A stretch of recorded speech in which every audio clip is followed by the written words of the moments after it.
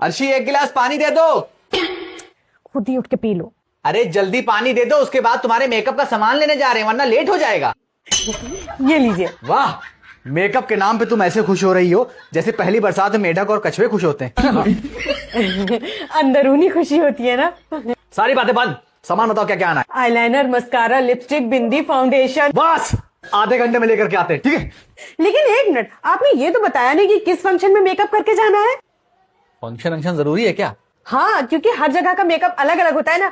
शादी है क्या? नहीं। तो मंगी होगी, है ना? नहीं। तब तो पक्का किसी का बर्थडे है। क्यों, मेरे लिए सच सवर नहीं सकती हो?